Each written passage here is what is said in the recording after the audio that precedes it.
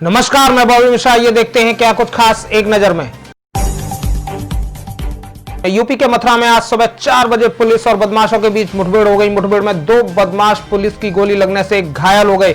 वहीं मुठभेड़ के बाद थाना जमनापार पुलिस ने 3 बदमाशों को दबोचने में सफलता हासिल की है, जबकि एक बदमाश चकमा देकर भाग जाने में सफल हो गया। थाना जमनापार क्षेत्र अंतर्गत मवाली रोड पर हुई मुठभेड़। आपको यह भी बता दें कि इन्हीं बदमाशों ने 15 नवंबर को राया के व्यापारी की लूट के बाद हत्या कर दी थी। यह शातिर बदमाश सवारी को ऑटो में बैठाकर लूट और हत्या जैसी वारदात को अंजाम देने में माहिर है। आज प्रातः लगभग 4 बजे थाना जमुनापार क्षेत्र में पुलिस और बदमाशों के बीच हुई मुठभेड़ में 3 बदमाश गिरफ्तार किए गए हैं। 2 बदमाश पुलिस की गोली लगने से घायल हुए हैं, जो इलाजरत हैं। इनके द्वारा फरवरी माह से अब तक 3 हत्या के साथ लूट की घटनाएं कारित की गई हैं। घटना में प्रयुक्त ऑटो व अन्य सामान पुलिस के द्वारा बरामद किया गया है। अन्य अभियुक्तों की गिरफ्तारी के प्रयास जारी हैं।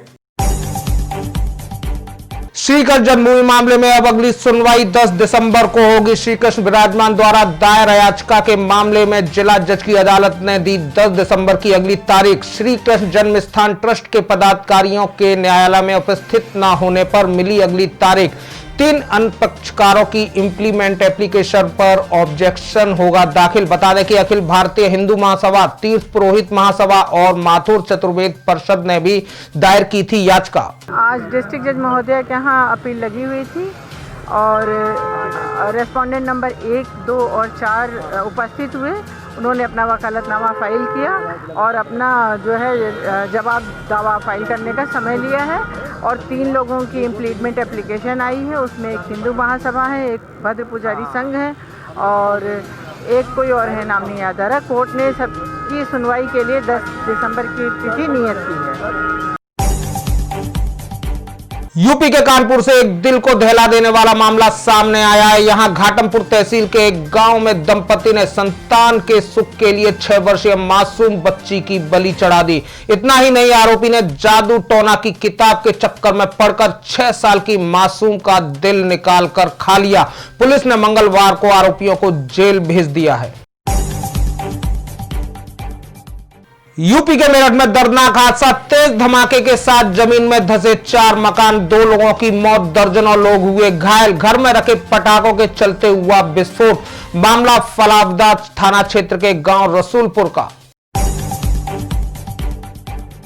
दिल्ली में कोरोना के कहर को देखते हुए दिल्ली से नोएडा आने वाले लोगों की बॉर्डर पर शुरू हुआ कोरोना एंटीजन टेस्ट। जिलाधिकारी सुहास एलवाई द्वारा दिए गए निर्देश के बाद डीएनडी और चिल्ला बॉर्डर पर किए जा रहे हैं लोगों के एंटीजन टेस्ट। इसके अलावा 11 मेट्रो स्टेशन और 5 एंट्री पॉइंट पर भी रैंडम रैपिड टेस्टिंग जारी है। अगर आपको देखना है ताजमहल तो बना लीजिए प्रोग्राम। गुरुवार को ताजमहल में दी जाएगी फ्री में एंट्री। बता दें कि गुरुवार से शुरू हो रहे विश्व धरोहर सप्ताह के चलते संस्कृति मंत्रालय ने सभी स्मारकों में निःशुल्क प्रवेश देने की घोषणा की है।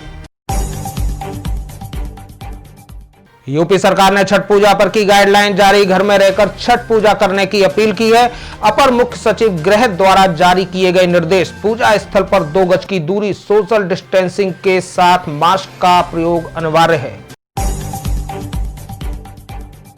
गुजरात में हुआ दर्दनाक हादसा। बड़ोदरा में हुई 2 ट्रकों की भिड़ंत में 11 लोगों की हुई मौत। पीएम ने ट्वीट कर जताया शोक।